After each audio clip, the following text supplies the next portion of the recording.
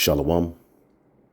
First and foremost, I want to give all praises to the Heavenly Father, Yahweh, Bahasham, Yahweh Shai, Bahasham, Rachahakwadash. Double honors to the apostles, the elders at Great Millstone who rule well. Peace and salutations as always to the elect. And I wanted to do somewhat of a response to this video uploaded by the beloved elder brother, Manat Zakba. All right, as you can see, his page, GMS Narrator, SC7. Okay, the title of the video that I'm going to be responding to is why do Christians refuse to talk about the fall of world powers? Okay, end of the world. All right, and when it comes to the end of the world, we know that the scriptures does not talk about the actual earth being destroyed forever, as some say. All right, but what the Bible describes and talks about and prophesies is the end of a rulership. Okay, and you have many Christians putting their hands on this Bible.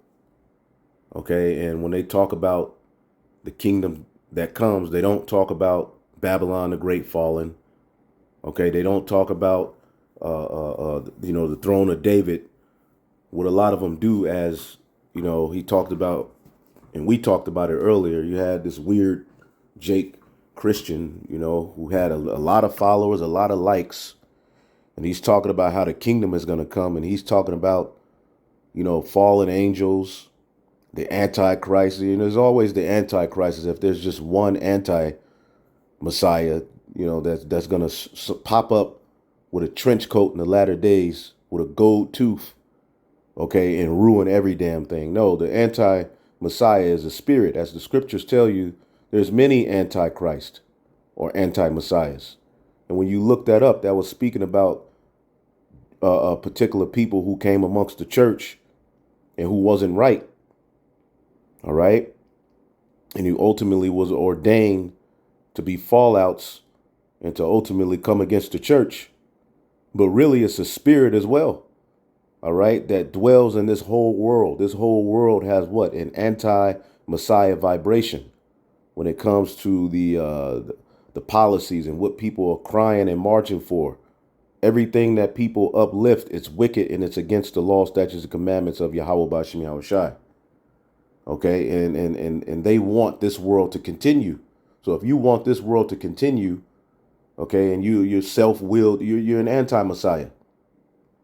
Okay, there's no one anti-Christ or anti-Messiah that's just gonna pop up. But Christians love to just bring in this madness. Okay, but they never call out the policies that this power structure, okay, Babylon the Great, America, the NATO, the EU, the things that they're pushing. They refuse to address those things. And when they talk about the kingdom of heaven, it used to be that we're going to be floating around in heaven.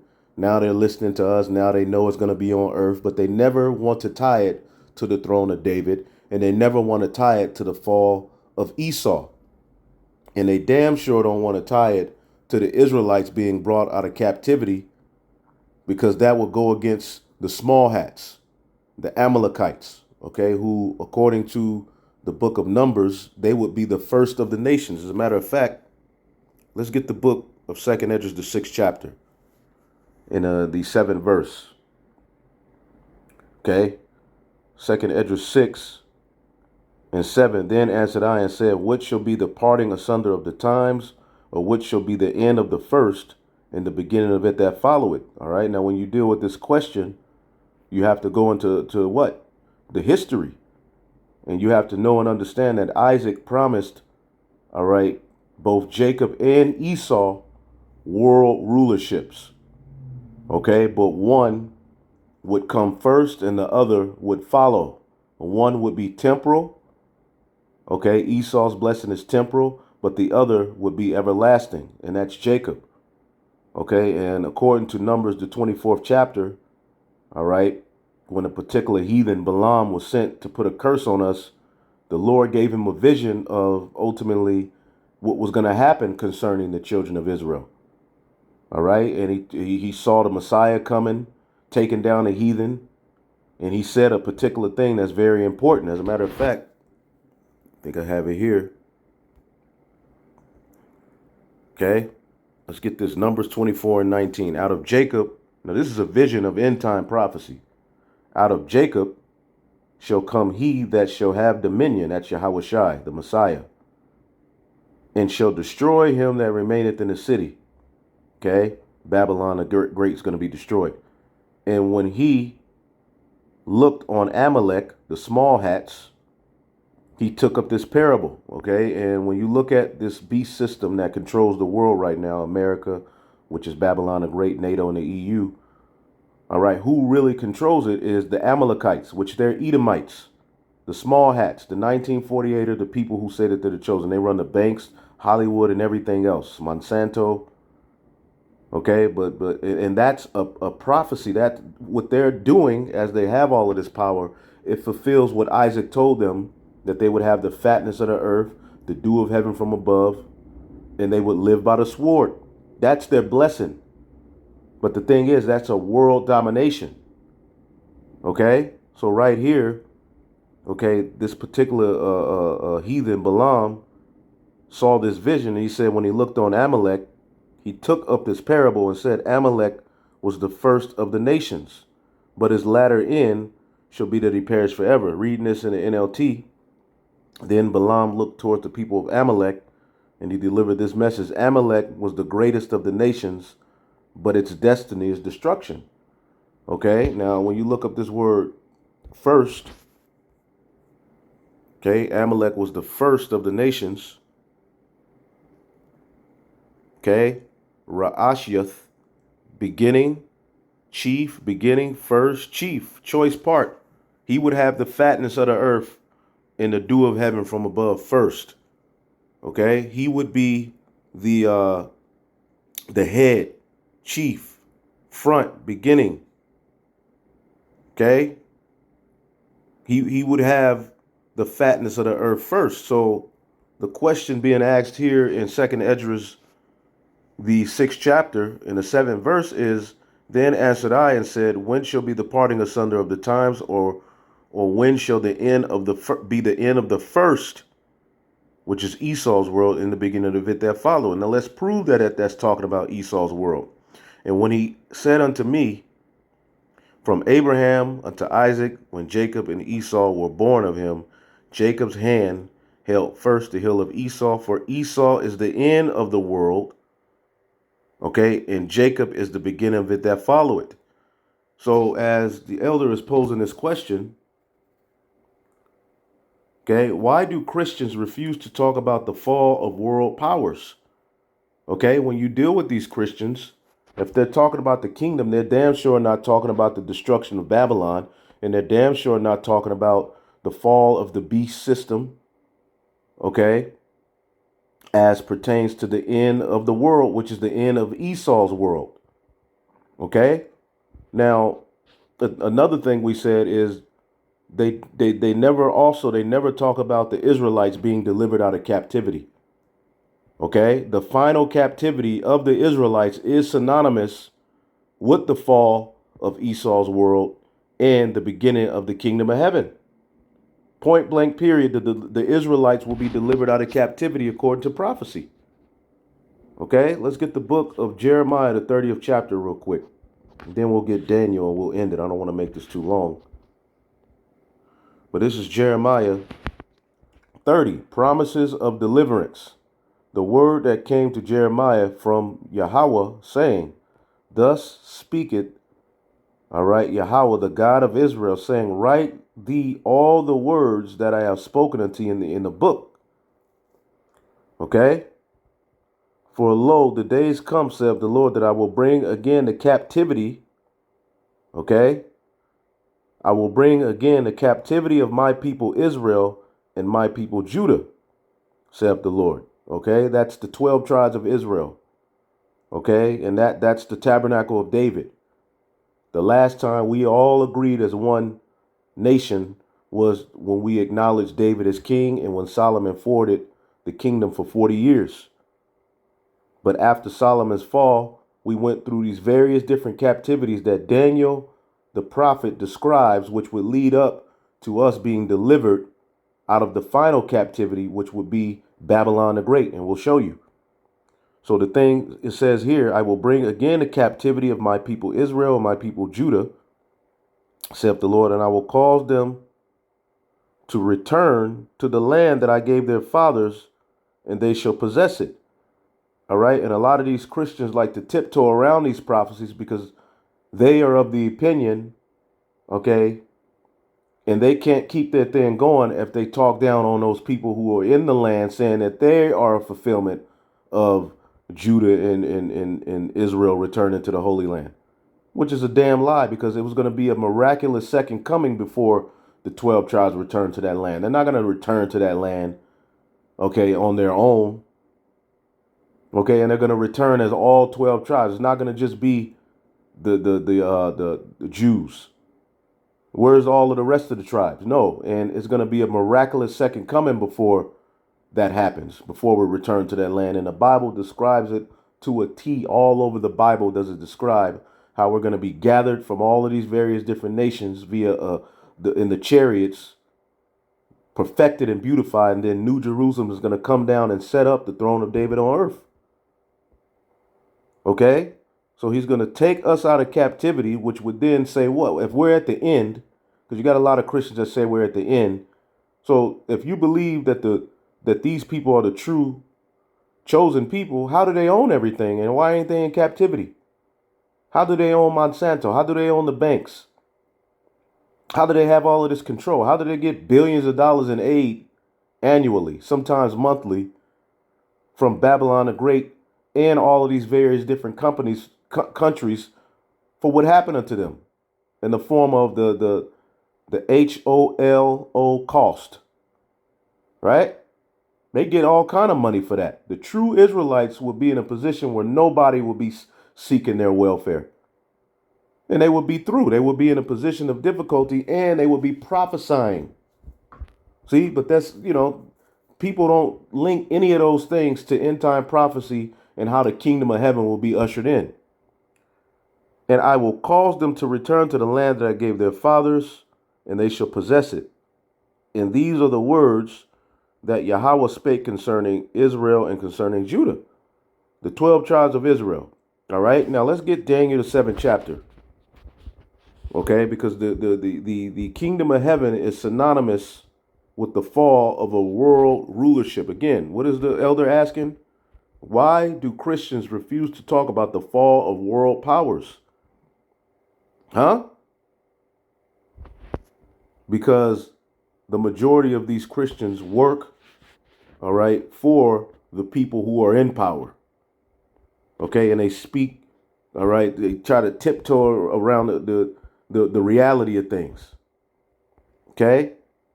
Now, this is Daniel the 7th chapter, and it talks about 4 great beasts, all right, that are going to rise, all right, into world rulership. Not world rulership, all of them didn't have world rulership, but kingdoms that will rule in the earth. The only one that would have world rulership will be the revival of Rome via Babylon the Great, the NATO and the EU. Okay? But when you go down, just get to the point. The 4th beast. Okay? The 4th beast, which, real quick, let's get 2nd Esdras the 11th chapter real quick.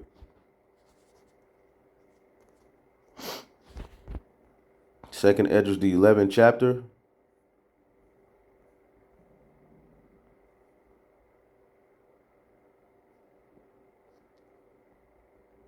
And 36, then I heard a voice which said unto me, look before thee and consider the thing that thou seest. And I beheld, and lo, it was a roaring lion chased out of the wood. And I saw he sent a man's voice unto the eagle. Okay, and we know who the eagle is. We know the lion represents ultimately Yahweh Shai and the prophets who would have the Holy Spirit speaking against Esau and his system. It says, hear thou, and I will talk with thee. All right. And the highest shall say unto thee, art not thou it that remainest of the 4 beasts whom I have made to reign in my world? Okay. So there's 4 beasts who were made to reign, have dominion, rulership in the world, that the end of their times might come through them. And the fourth came and overcame all the beasts that were past, and had power over the world with great fearfulness, and over the whole compass of the earth, and with much wicked oppression. And so long time dwelt he upon the earth with deceit. Now, this is speaking of the Roman Empire. Okay, but when you go into prophecy, the Western Roman Empire would fall, which we have videos that link Edom to Rome. As a matter of fact, see if I can play that video here. I happen to be on that page where that video is. Check this out. But as many are finding out, Edomites, the descendants of Esau, actually made up the Roman Empire. As a matter of fact, the Jewish Encyclopedia also states that the name Edom is used by the Talmudists for the Roman Empire, and they applied to Rome every passage of the Bible referring to Edom or to Esau. Where is Edom today? All right, so Western Rome, okay, the Roman Empire was synonymous with the Edomites. And you can go find that history. There's a lot of history on it, right? So going back here, the fourth beast, okay, would reign, okay, but it would be revived, as we're going to go to Daniel, the 7th chapter, okay? There's more in that chapter, but for the sake of time, I'm going to just jump here. This is Daniel, the 7th chapter, okay? After the Greeks came Rome, right? So let's just keep listening. Daniel 7 and 7. And after this, I saw in the night visions, because we're talking about how the kingdom of heaven has to be ushered in, and how the Christians don't want to deal with how Babylon the Great and a particular rulership in the earth would have to be destroyed in order for that to come, who would oppress the Israelites, okay, and do wickedness. We're living in that. How in the hell do you boasting in the kingdom of heaven, but you're afraid to say America's going to be destroyed? Anyway, after this I saw in the night visions, and behold, a fourth beast, dreadful and terrible and strong exceedingly, the Roman Empire, Western Rome in particular. And it had great iron teeth, their military, and it devoured and brake in pieces, took down the heathen, okay, won great wars, had a big, large territory, and stamped the residue with the feet of it, okay? Their military was just dominating, okay? And it was diverse from all the beasts that were before it, and it had 10 horns. How was it diverse from all the beasts that were before it? Because ultimately they set up a senate, and that's how they brought in their rulers, which that follows unto this day. Before, pretty much the kings would bring their sons in or pass their, rulership down to, particular others and stuff like that. Okay. And the 10 horns represent the vassals or the subordinate states that joined themselves unto Rome. Okay. And pretty much paid them tribute and worked in their interest. Okay. It's many of them. Anyway, that made it a beast system. Okay. It says, and I considered the horns, and there came up among them another little horn. Okay, now we know the fourth beast is the one that's going to lead to the end. But when you go into prophecy, Rome fell. The Western Roman Empire fell, but it was rebirthed into the earth through a renaissance. Okay, so the one that came up among them, another little horn, is ultimately speaking of Babylon the Great, because from the Renaissance until now completes Esau's fatness of the earth and the dew of heaven from above, living by the sword. This kingdom is the end, all right, of his BS, which Amalek ultimately is at the forefront of it.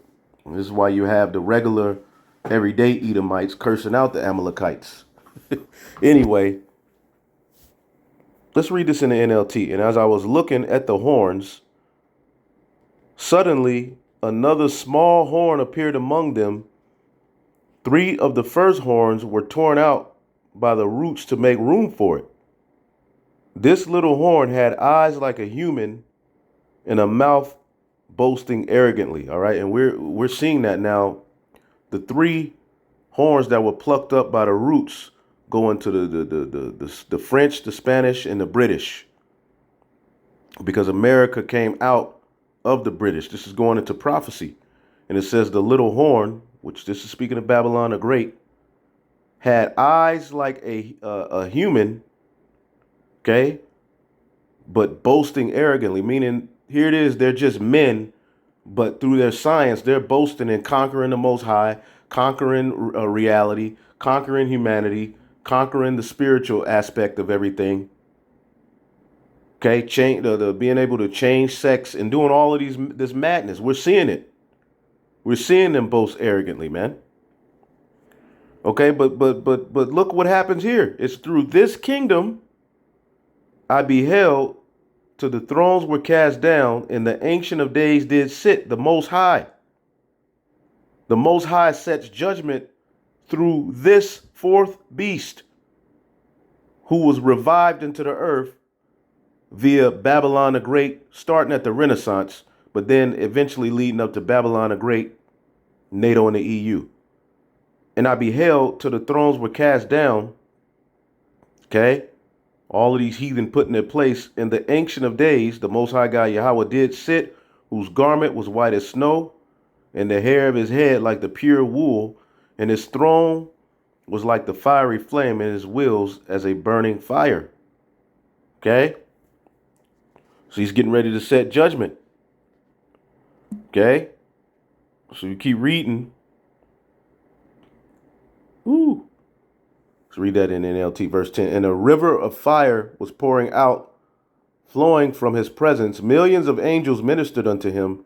Many millions stood to attend him. Then the court began its session, and the books were opened, which is the book of life.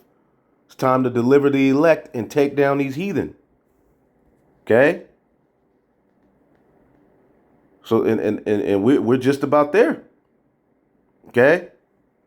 Verse 11 in the NLT, I continued to watch because I could hear the little horn's boastful speech. And are not we hearing the madness that's coming out of the mouth of these Edomites? Okay? The America, Babylon, the Great, NATO, the EU, the climate control, everything that they're talking about. The small hats, what did Klaus Schwab, the fourth industrial revolution. He's like a real life villain. We're witnessing the boasting of this power structure right before our eyes. And Daniel saw it. Okay? It says, I continued to watch because I could hear the little horn's boastful speech. He's like, wait a minute. The technology, the MOTB, everything. I kept watching until the fourth beast was killed and his body destroyed by fire. And that's going to happen as Babylon the Great is destroyed. Okay?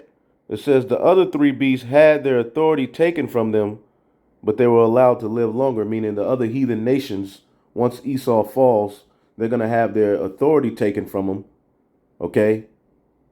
But when it's all said and done, Esau is going to be destroyed forever, but the heathen will have their, they'll just be placed in their lands and lots. And that's a whole nother lesson. All right? But let's keep going. And I saw in a night vision, and behold, one like the Son of Man came with the clouds of heavens. Now, how is Yahweh Shai going to return? Let's get it.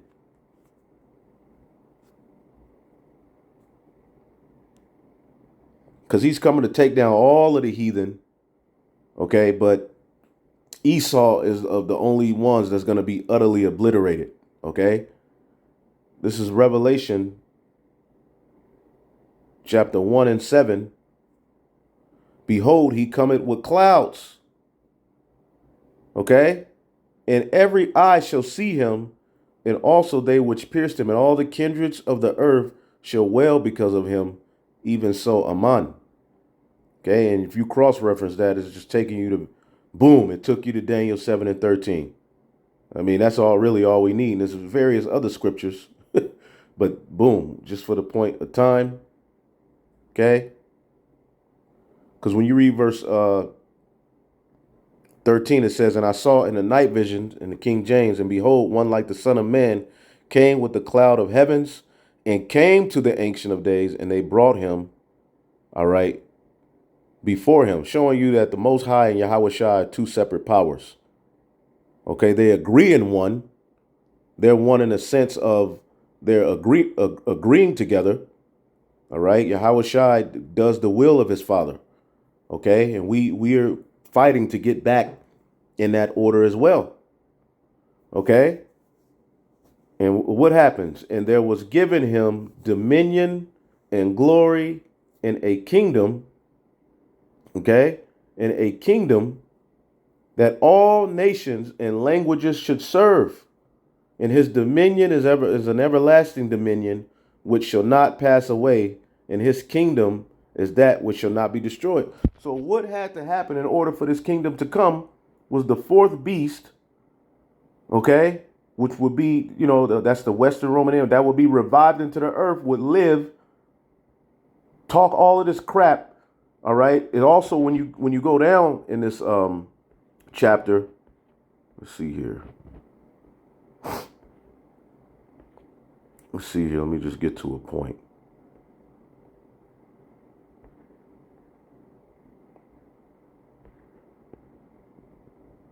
Let's see here. Because he's going to expound on that little horn, which is Babylon the Great, which would be accompanied by the NATO and the EU. That made it a beast, all right? But Daniel, the 7th chapter, in the 21st verse, because he's further expounding on what he saw. He's asking more questions, and he's breaking it down to him. It says, and I beheld the same horn. As a matter of fact, let's start at 19. I started reading the NLT. Then I wanted to know the true meaning of the fourth beast, the one so different from the others and so terrifying, and it devoured and crushed its victims with iron teeth and bronze claws and trampled their remains beneath its feet. I also asked about the 10 horns, the vassals, all right, the vassal state subordinate, on the fourth beast's head, and the little horn that came up afterward. See, the little horn that came up afterward is the revival of Rome. Remember, the deadly wound was healed according to Revelation, the 13th chapter. Right? And the deadly wound was healed through the Renaissance period, which led all the way up to what we know. What is it? The rebirth of Rome. Okay? It says, and the little horn that came up afterward and destroyed 3 of the other horns, this horn had seemed greater than the others, and it had human eyes, and it was a mouth that was boasting arrogantly. All right, and that goes into their science. Here it is, you're just a man, but you're boasting in godlike capabilities through your blessing, through the miracles which you're able to do. And you're boasting arrogantly. It says, and as I was watching, this horn was waging war against God's holy people and was defeating them. Now, who defeated us? What nation took us down as Israelites? The Edomites, in the form of Babylon the Great. Okay? That's how they overcame us. They overcame the northern tribes. They brought us over here, and they had us in a defeated state. Okay? But after 3 days and a half, the spirit of life has entered into us, going back to around the 60s and 70s. We stood up on our feet, a great army. You see? So as I watched, this horn was waging war against God's holy people and was defeating them. Who defeated the holy people? What nation of people took down the Israelites? You Edomites. It's simple. Which you would be in control of that power structure, which leads to us getting the kingdom. As a matter of fact, let's finish this and then we'll go. It says, and to the ancient one, the Most High came and judged in his favor of his holy people. Then the time arrived for the holy people to take over the kingdom. There you go. So the kingdom of heaven will be set up through the fall of a great power structure, Going back to the question the elder asked, why don't you Christians or why don't people like to link the kingdom of heaven as the scripture saith? The kingdom is going to come through the holy people being delivered out of a captivity. And what's that captivity? We'll end it off here. Lamentations 4. Esau is the end of the world, man.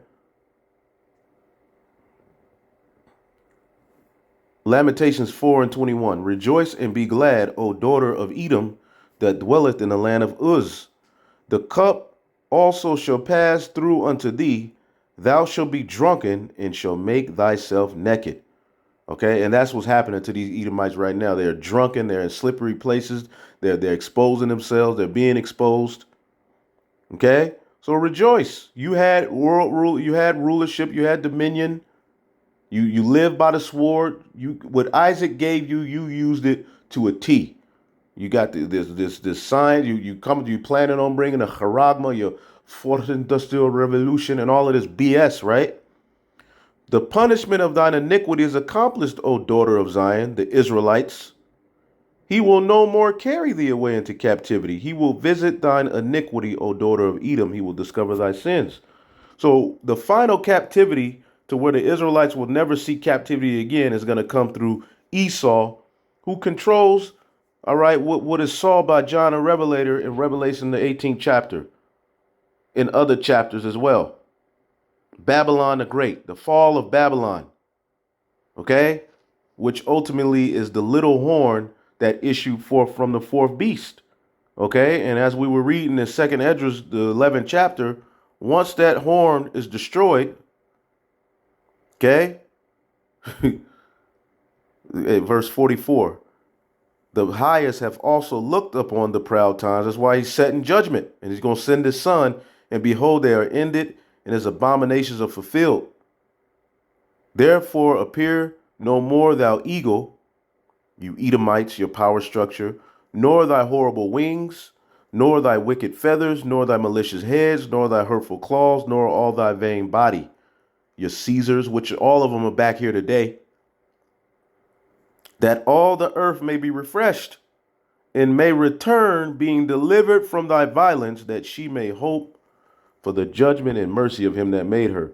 So the kingdom of heaven is synonymous with the fall of a great empire, okay, that is known as Babylon the Great, okay, and is described to a T in prophecy, but for some reason, Christians don't want to deal with it. And then when we go into it, we crazy.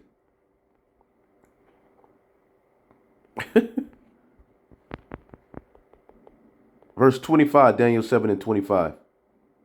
Let's start. We'll read the NLT. He will defy the Most High and oppress the holy people of the Most High. He will try to change their sacred festivals and laws, and they will be placed under his control for a time and time for a dividing of times. Okay, and that goes to the Holy Spirit, all right, being placed upon us at the time of Abba Bivens. The hearts of the fathers return to the children, the hearts of the children to the fathers, and eventually from that preaching, okay, led to what you see now, okay? And what is that going to lead to? But the judgment shall sit, and they shall take away his dominion to consume and destroy it unto the end. You Edomites' power is going to be taken away and destroyed.